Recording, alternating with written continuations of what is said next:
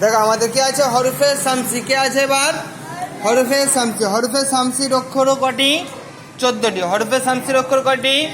14টি। যেমন ধরো নাও, তা, সা, দাল, দাল, র, জা, সিন, শিন, সদ, জদ, ত, জ, লাম, নুন। লাম, নুন, এগুলো কি? হরফে শামসি। হরফে শামসি। এই অক্ষরগুলোর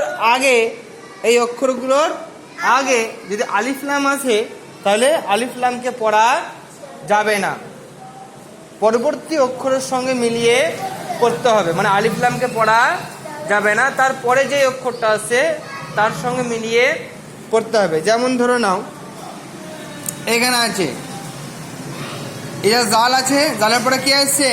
সিন। সিনটাকে হরফে শামসি। হরফে শামসি। সিন এসছে বলে আলিফ লামকে কারোর সাথে পড়া যাবে না, বরং কার সঙ্গে পড়তে হবে? সিনের সঙ্গে পড়তে হবে। যে জালের সাথে কার সঙ্গে পড়তে হবে? সিনের সঙ্গে পড়তে হবে। ইদা শামসু। কি হবে? ইদা শামসু। এই যে সিনটা এসছে বলে কার সঙ্গে পড়া যাচ্ছে না? এই আলিফ লামকে আগে যেরকম আমরা পড়েছি কি, যে হরফে কমরে যদি আছে তাহলে লামটাকে পড়তে হবে, আলিফকে পড়া যাবে না। কিন্তু হরফে শামসিটা কি আসছে?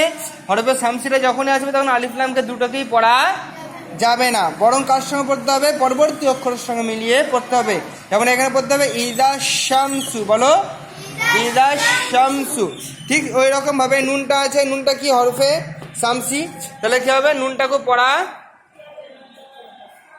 নুনটাকে তো পড়তে হবে, কাকে পড়া যাবে না? আলিফ লামকে পড়া যাবে না। আলিফ লামকে পড়া যাবে না, কেননা নুনটাকে হরফে শামসি। নুনটাকে হরফে শামসি। তাহলে পড়ো কানান্নাস। এই যে নুনটা কে এসছে? নুনটাকে হরফে শামসি, ওই জন্য আলিফ লামকে দুটোকে পড়া হচ্ছে না।